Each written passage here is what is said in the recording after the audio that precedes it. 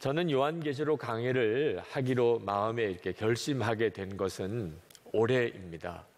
갑자기 그런 마음이, 그 부담이 저에게 주어졌습니다. 언젠가는 해야 하겠지 생각은 했지만 이렇게 갑자기 제 마음을 강권하시는 하나님의 뜻이 뭘까 궁금했습니다. 사실 요한계시록은 설교하기가 어려운 성경입니다.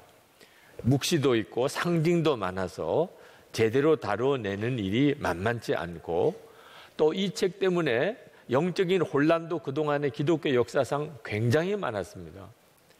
그런데도 왜 요한계시록을 읽고 또 제가 설교를 하려고 하는가? 이단에 의하여 미혹이 엄청나게 심해졌습니다. 성도들의 가정에 이 일로 인해서 고통당하는 가정이 너무 많았습니다. 그래서 성도들에게 요한계시록이 솔직히 어떤 책인지를 정확하게 알려드릴 필요가 있겠다고 싶고, 또 하나는 이 요한계시록을 읽고 듣고 그대로 순종하는 사람이 복이 있다고 성경은 말하고 있습니다. 3절 말씀에 보면 이 예언의 말씀을 읽는 사람과 듣는 사람들과 그 안에 기록되어 있는 것을 지키는 사람들은 복이 있습니다. 그때가 가까이 왔기 때문입니다. 그러니 요한계시록을 뒤로 미루기가 어려운 거죠. 제가 요한계시록 강의를 준비하면서 깜짝 놀랐습니다. 요한계시록의 메시지에 확 빠져들었습니다. 강의 준비하기가 쉬운 책은 아니지만 지금도 함께 계시는 예수 그리스도, 그것은 하나님께서 제 마음에 심어준 가장 놀라운 복음이고 그리고 사모함인데, 요한계시록은 지금도 우리와 함께 계시는 예수 그리스도를 너무나 놀랍게 보여주는 책이었습니다. 그래서 우리 교우들에게 빨리 요한계시록을 강의하면 좋겠다, 우리 교우들이 빨리 이 요한계시록을 읽었으면 좋겠다, 그런 마음이 지금 솔직한 제 심정입니다. 저는 요한계시록을 주석을 하거나 또는 성경 공부식으로 설교를 하려고 하지는 않습니다. 시간상으로 주일 설교에는 적합지가 않더라고요. 그래서 여러분들에게 좋은 요한계시록에 대해서 좀 더 알고 싶으신 분들에게는 좋은 책을 제가 다음 주에 주보에 실어드리겠습니다. 그래서 직접 사서 요한계시록을 더 깊이 연구하고 싶으신 분들은 활용하시면 되겠습니다. 저는 주일 설교 때 오직 요한계시록이 보여주는 예수 그리스도, 지금 우리와 함께 계신 바로 그분을 저도 여러분도 더 분명하게 바라보게 되기를 위하여 말씀을 준비하여 전하려고 합니다. 요한계시록은 해석상에 논란이 있는 부분이 꽤 많습니다. 가능하면 그 부분들은 건드리지 않으려고 합니다. 특별한 경우 외에는 일반적으로 택하고 있는 해석을 중심으로 말씀을 여러분들과 나누려고 합니다. 요한계시록에 쓰여질 당시는 엄청난 핍박이 교회와 성도에게 임하던 때였습니다. 요한 사도가 반모섬에 거기서 감옥에 갇혀 있는데, 이미 요한 사도는 100세가 가까운 노령이고, 그리고 혼자서 그 바위 섬에 갇혀서 아주 고통스러운 지금 유배 생활을 하고 있습니다. 그때 당시에 교회와 성도들이 다 똑같은 형편이었습니다. 예수를 믿으면 그렇게 힘들고 어려운 고통 가운데 있었습니다. 로마 제국이 그 광활한 영토를 다스리는 방법으로 택한 것이 황제 숭배였습니다. 황제를 숭배하면, 신으로 숭배하면 그러면 안녕과 복지를 제공을 해 주었습니다. 그러나 만약에 로마 황제를 신으로 숭배하지 않으면 무자비한 핍박을 가했습니다. 기독교인들은 로마의 황제를 숭배할 수가 없습니다. 예수님만, 오직 예수님만 그리스도이십니다. 결국 초대교회 또 성도들에게 엄청난 박해가 오기 시작했습니다.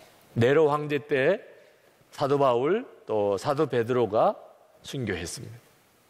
도미시안 황제 때라고 해석되는 이 요한계시록 기록될 당시에는 단순히 로마만 아니고 전 로마가 지배하는 모든 영역에 핍박이 가해지기 시작했습니다. 그와 같은 때에 이 요한계시록이 기록이 된 겁니다. 초대교회 성도들은 핍박을 당할 때 흔들릴 수밖에 없었습니다. 여러분도 예수 믿으면 죽는다고 하고 예수 믿으면 재산 다 빼앗긴다 그러면 아무렇지도 않을 수 있겠습니까? 교회들이 흔들리는 교회가 생기고 믿음을 떠나는 그런 교인들이 생기기 시작을 했습니다. 초대교회 교인들은 주님이 잘 이해가 되지 않았습니다. 이런 무자비한 핍박이 오고 있는데 왜 속히 재림에 오시지 않으시는가? 분명히 속히 오시겠다고 하셨는데 왜 아직도 오시지 않는가? 왜 우리들이 이렇게 죽어가도록 이렇게 고통을 당하도록 내버려 두시나? 그때 주님께서 여전히 교회와 성도들과 함께 계시다는 거예요. 예수님은 하나님의 보좌 우편에만 계신 분이 아니고 지금 핍박당하는 그 교회와 성도들과 지금도 함께 계시다는 거예요. 그리고 우리 육신의 눈에는 보이지 않지만 영적인 세계가 있고 그 실상을 주님이 보여주시려고 이 요한계시록을 쓰게 한 것입니다. 이 초대교회 성도들에게 있어서 가장 두려움은 죽는 것입니다. 그런데 예수님은 죽음을 이기시고 부활하신 분이시죠. 18절 말씀에 보면 예수님이 요한에게 나타나셔서 이렇게 말씀하십니다. 살아있는 자다. 나는 살아있는 자다. 나는 한 번은 죽었으나 보아라 영원 무궁하도록 살아있어서 사망과 지옥의 열쇠를 가지고 있다. 깜짝 놀랐죠. 예수님이 부활 승천하셨는데 그 부활 승천하신 예수님의 영광스러운 모습을 요한 사도가 보게 된 겁니다. 그리고 그것을 요한계시록에 기록한 겁니다. 이것은 그때 당시에 초대교회 성도들에게 말할 수 없는 힘이 되었습니다. 죽음의 두려움을 넘어선 거죠.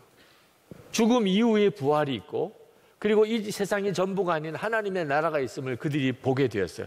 요한계시록을 통해서. 사실 그 당시 때 이 로마 황제와 그 제국의 권세 그리고 우상과 황제 숭배의 신전들의 위세는 대단했습니다. 지금도 우리가 그리스나 로마에 가면 그때 당시에 신전의 흔적들이 남아 있어서 지금도 관광지가 되어 있잖아요. 대단한 권세였습니다. 그런데 교회는 너무 초라했어요. 예배당 하나 변비엔이 없었습니다. 그냥 가정 집에서 모임을 가졌어요. 예수 믿는 사람들이 무슨 테러 집단도 아닙니다. 그냥 끌고 가면 끌려가는 거고 죽이면 그냥 죽임을 당했어요. 세상에 가장 나약해 보이는 사람들이었습니다. 그런데 왜 로마 제국이 교회를 핍박하냐 말입니다.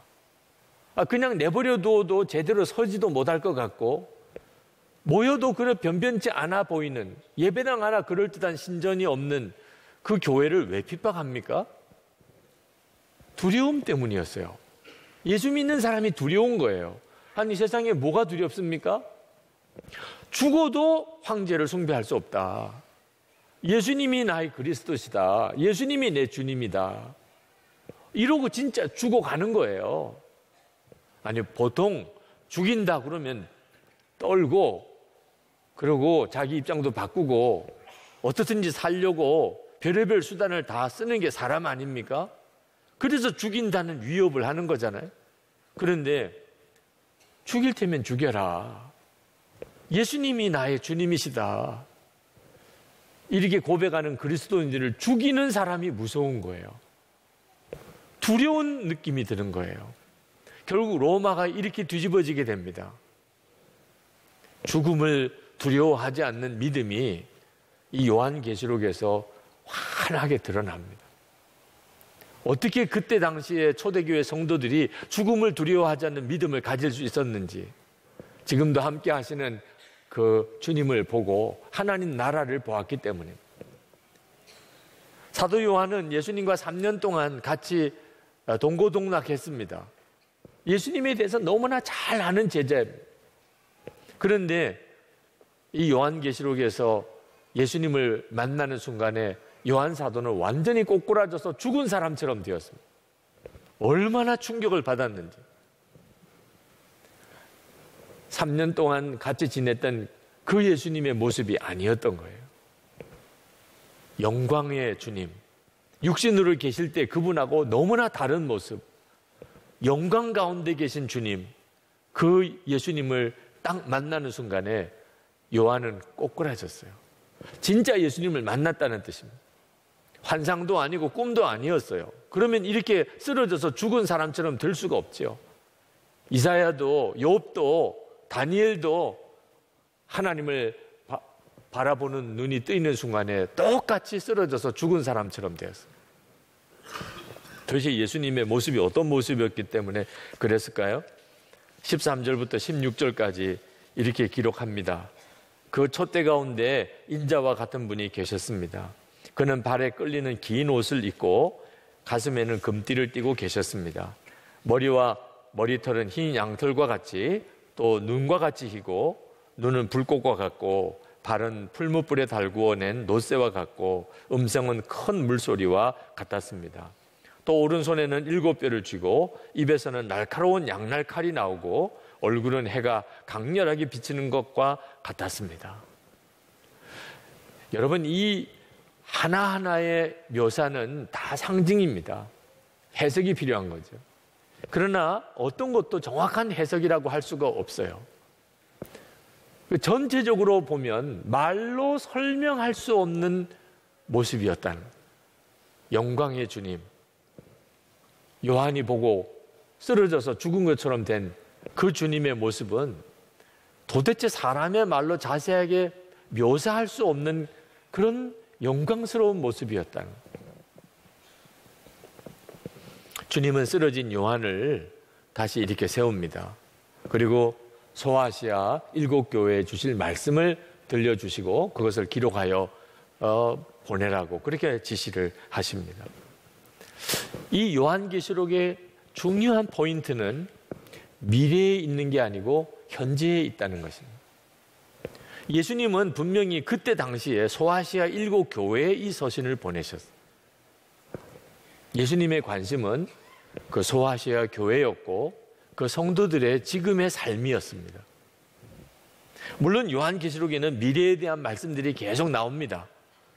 오늘 1장에도 보면 1절에 이 계시는 곧 일어나야 할 일들을 그 종들에게 보이시려고 그랬고, 7절에 보면 보아라 그가 구름을 타고 오신다. 눈이 있는 사람은 다 그를 볼 것이요 그를 찌른 사람들도 볼 것이다. 땅 위의 모든 족속이 그분 때문에 가슴을 칠 것이다. 19절에 그러므로 내 본 것과 이제 있는 일과 장차 될 일을 기록하라. 그래서 분명히 미래에 대하여 주님은 말씀하시고 보여주셨습니다. 그러나 가만히 이 계시록을 읽어보면 미래에 대한 내용들은 다 묵시와 상징으로만 묘사를 하셨습니다. 그 말은 구체적으로 실제적으로 되어질 일과 또 때와 과정은 알지 못하게 하셨다는 겁니다. 여러분, 새로운 차가 만들어지면 도로 주행 시험을 거치는데 그때는 검은 천으로 이렇게 차를 덮어놓죠. 그래서 새 차가 이번에 또 출시되는 모양이구나 알지만 그 실제적인 외형은 한동안 비밀로 감춥니다. 똑같아요. 예수님께서 미래에 대해서 말씀하시지만 천을 덮어두신 것과 같아요. 미래가 분명히 하나님의 심판의 때가 있고 우리 주님의 재림의 때가 있고 그리고 악한 영은 완전히 꺾어지고 새 하늘과 새 땅이 이 땅에 임하겠구나. 이건 알 수 있지만 구체적으로 언제 어떤 과정을 통해서는 모르게 하셨어요. 그런데 안타깝게도 예수님이 이렇게 덮어놓은 천을 자꾸 들춰내려는 분들이 많아요. 도대체 언제 주님이 오실까? 정말 지금은 진짜 종말인가? 도대체 종말이 어떤 징조가 있을까? 온통 관심이 거기에 있어요. 여러분, 요한계시록은 666이나 베리칩이나 또는 무슨 적그리스도나 휴거나 그런 내용을 담고 있는 책만 아닙니다. 요한계시록이 정말 정말 말씀하고 싶은 것은 지금 현재 우리가 어떻게 살아야 하는가 하는 것입니다. 지금 인터넷에 보면 요한계시록과 관련해서 온갖 이야기가 난무하고 있습니다. 온통 관심은요, 지금이 종말의 때냐, 그러면 증거가 뭐냐, 지진이 일어나고 전쟁이 일어나고 이게 다 종말의 증거다. 그러면 종말은 언제 오냐? 요한계시록을 그런 관심을 가지고만 보는 겁니다. 우리 집단에만 들어와야 마지막에 휴거될 수 있는 사람 수에 들어갈 수 있다. 이단들은 그렇게 미혹합니다. 사람을 두렵게 만들고 그리고 뭔가 공포를 조장하는 이런 분위기는 다 요한계시록에 대한 정확한 해석이 아닙니다. 예수님께서는 요한에게 예언을 주시고 앞으로 종말에 될 일을 말씀하신 뜻이 지금 소아시아 교회 성도들에게 그들의 삶 속에서 주님이 하고 싶은 말씀이 있으셨기 때문에 그 말씀을 하신 겁니다. 앞으로 될 일을 너희들이 분명히 알고 지금 정신 차려서 살으라. 핍박이 오고 환난이 오지만 앞으로 될 일을 내다보고 흔들리면 안 된다. 하나님의 말씀대로 사는 일에 조금도 어긋남이 없어야 한다. 예수님께서 지금 말씀하고 싶은 것은 바로 그 내용이었어요. 저는 오늘 이 1장을 묵상하면서 참 울었습니다. 요한 사도의 심정을 생각했어요. 반모섬에 홀로 갇혀서 그 노구에 말할 수 없는 고통스러운 기간을 보내는 요한 사도. 근데 요한 사도는 진짜 힘든 것은 육신의 고통이 아니었습니다. 마음이 무너진 거예요. 핍박이 오고 환난이 오니까 교회들이 무너지기 시작했어요. 그렇게 예수님을 믿고 구원받은 그런 성도들과 교회가 한순간에 믿음 잃어버리고 또는 세상과 타협하고 또는 첫사랑 잃어버리고 이렇게 교회는 끝나는가? 복음은 여기서 중단되는가? 요한 사도가 겪는 고통은요, 바로 그것이었어요. 근데 주님은 요한 사도에게 여전히 주님은 교회를 사랑하시는 거예요. 소아시아 7교회를 주님은 여전히 붙잡고 계신 거예요. 그 교회 사이를 주님이 거닐고 계신 것을 분명히 보여주셨어요. 요한 사도는 예수님께서 말씀하시는 말씀과 그리고 보여주시는 여러 가지 환상들을 통해서 그는 아마 너무나 감격스러워서 울었을 거예요. 저도 똑같은 심정이었습니다. 한국 교회를 향하여 동일한 메시지를 주님은 주시고 계시다고 깨달았기 때문에 지금 한국 교회의 위상은 정말 바닥에 떨어져 있습니다. 주위에 있는 많은 분들이 한국 교회를 비난합니다. 솔직히 예수를 믿는 우리들도 하나님의 말씀대로 살지 못하는 안타까움이 있습니다. 도대체 하나님은 한국 교회를 어떻게 보실까? 근데 이 요한계시록을 읽어가면서 우리 주님은 여전히 포기하지 않으신다. 한국 교회를 여전히 주님은 포기하지 않으신다. 버리지 않으신다. 여전히 한국 교회에 붙들고 계시다. 그 말씀을 주시는 것 같았어요. 지금 우리나라는 백척간두 위기 가운데 있습니다. 사실 우리 민족과 우리나라의 그동안의 처신을 보면 우리가 하나님 앞에 뭘 기도해야 될지 모를 정도예요. 하나님 보시기에 기쁘게 그렇게 살지를 못했습니다. 그러나 하나님은 이 나라를 긍휼히 여기시는 것을 깨닫게 하셨어요. 이 민족을 포기하지 않으시는 것을 이 요한계시록을 읽으면서 알게 하셨어요. 저에게는 외할머님이 계신데 어릴 때부터 정말 사랑을 많이 받고 자랐습니다. 저희 외할머님은 저를 보시면 세상에서 제일 똑똑하고 세상에서 제일 잘난 아이라고 그렇게 저를 여기시는 것 같았어요. 저는 그렇지가 않았습니다. 자기가 자기를 알지요. 그냥 저는 평범한 아이, 수줍어서 제대로 어디 누구에게 말 한마디도 제대로 못하는 어떻게 보면 좀 나약한 아이, 그런 아이였어요. 그런데 외할머님은 저를 세상에서 제일 똑똑하고 제일 잘난 아이로 그렇게 저를 보시는 거예요. 제가 위기가 올 때, 힘들 때 제가 계속 앞으로 나갈 수 있었던 것은 외할머님이 저를 그렇게 믿어주고 격려하고 그렇게 저를 응원하는 것 때문이었습니다. 근데 제가 예수님을 바라보고 저희 외할머니와 비교할 수 없이 저를 사랑하시고 저를 믿어주고 끝까지 저와 동행하시는 주님을 만났어요. 저는 정말 주님 앞에 부끄러운 게 많습니다. 주님이 저를 끝까지 그렇게 사랑하실 만한 사람이 못 돼요.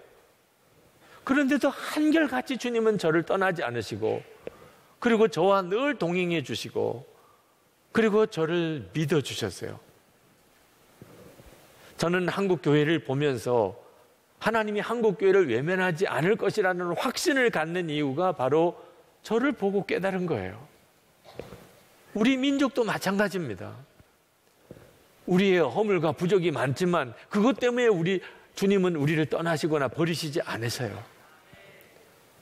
요한 사도가 예수 그리스도를 바라보는 눈이 뜨이고 그가 그렇게 감격할 수 있었던 이유였습니다. 우리를 여전히 버리지 않으시고 우리를 떠나지 않으시고 우리와 함께 하시는 주님. 여러분, 세상이 너무 커 보입니까? 여러분 자신은 너무 작습니까? 하나님은 너무 막연하십니까?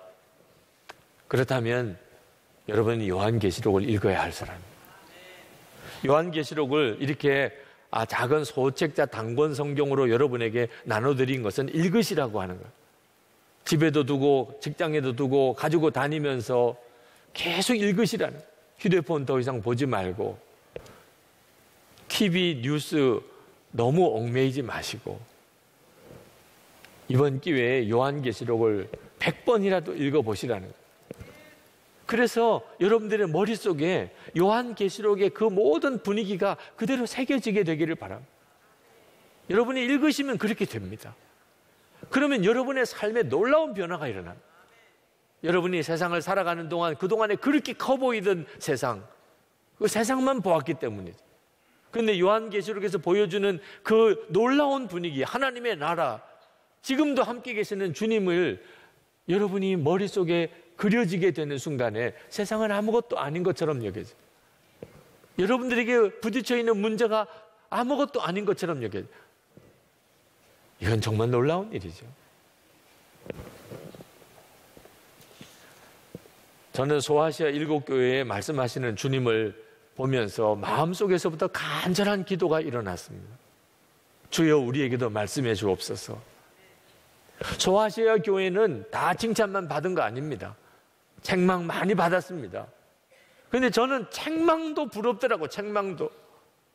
여러분, 지금 주님이 우리에게 임하셔서 우리에게 말씀하시는데 책망을 하신다고 한다면, 이놈아 정신 차려, 그렇게 살면 안 돼, 회개해, 주님이 그렇게 말씀하신다면 저는 감격일 것 같아요.